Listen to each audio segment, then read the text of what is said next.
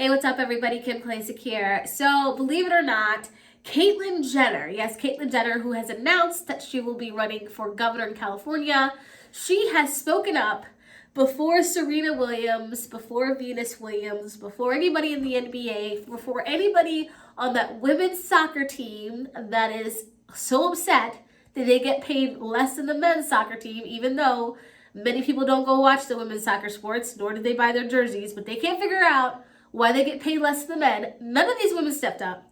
But Caitlyn Jenner is now speaking up and saying that biological men should not be competing against biological women in women's sports.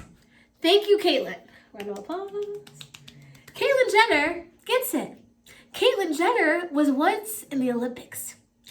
She gets it, okay? She understands that biological males have a complete advantage over any biological female in any sport. In any sport, swimming, basketball, soccer, gymnastics, you name it. Okay? This is crazy. We don't have our feminists speak up and say, you know what? Biological men are stronger, should not be competing against women. We don't have anybody in the WNBA speaking up. No one is even mentioning the fact that there's a reason that there are male sports and female sports. That's the reason, because they can't compete against each other. Otherwise, we would have nothing but co-ed teams through the pros. It makes absolutely no sense. But Caitlyn Jenner is speaking up, and wouldn't you believe it, there are liberals that are mad about it. But can they call her anti-trans? No, they can't. They can't do that, can they? Because Caitlyn Jenner herself is trans. So this conversation is going to get very interesting. And by the simple fact that she is now running for governor, we know that she's going to probably do many press clips, briefings, hits, whatever, on this topic. And I don't know what the left's rebuttal is going to be. She's not anti-trans. She's not anti-LGBTQ community because she belongs to that community.